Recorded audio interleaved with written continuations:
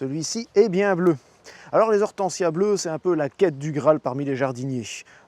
Certains le veulent absolument bleu, quoi qu'il arrive, mais il faut réunir les conditions pour.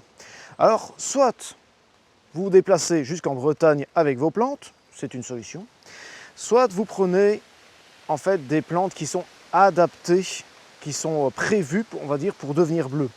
Oubliez donc les Hydrangea Macrophylla ou Serrata à fleurs blanches, ceux-là ne changeront pas de couleur. Oubliez aussi ceux à fleurs de couleur rouge, il leur faudrait tellement d'aluminium, on en parlera après, que ça pourrait les tuer pour devenir bleus. Non, privilégiez plutôt ceux qui sont donc prévus pour, ceux qui sont déjà bleus à l'achat, ou roses ou un peu violets. Alors il vous faut aussi deux choses. Et là, ça se passe au niveau du sol. Il vous faut un sol suffisamment acide. N'oublions pas que les Hydrangea Macrophylla et les Hydrangea Serrata sont deux espèces calcifuges, c'est-à-dire qui ne supportent pas d'avoir du calcaire dans le sol. S'il y a du calcaire, ça va bloquer l'assimilation de fer, ça donnera une chlorose, on a fait d'ailleurs un reportage là-dessus, mais aussi ça va bloquer l'assimilation des ions aluminium. Donc si votre terre n'est pas suffisamment acide, vous pouvez toujours apporter autant de sulfate d'aluminium que vous voulez, eh bien ça ne servira à rien, ça servira pendant quelques semaines et après ça redeviendra rose ou violet. Vous pouvez aussi, pour une action un peu plus lente, y apporter des ardoises pilées au pied. Ces ardoises contiennent de l'aluminium et petit à petit cet aluminium va diffuser dans le sol. C'est aussi une solution.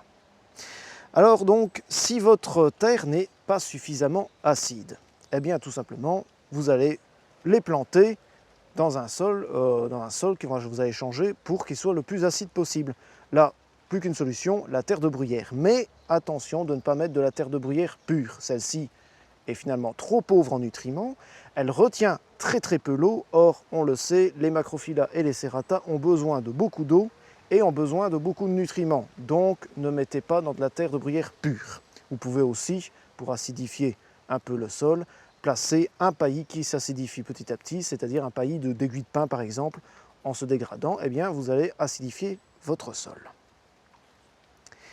Si malgré tout ça, je vois ici justement des beaux Macrophylla dont les fleurs sont soit violettes, soit roses, soit d'une autre couleur, eh bien malgré tout ça, eh bien votre hortensia fait un petit peu ce qu'il veut. J'ai envie de dire tant mieux. En fait, ici, on ne change rien au sol. Le sol est suffisamment acide, il y a suffisamment d'ions aluminium, mais pas pour avoir des fleurs continuellement bleues. Mais finalement, c'est ce qui fait aussi le charme de ces hortensias-là, c'est d'avoir un petit peu tout comme floraison.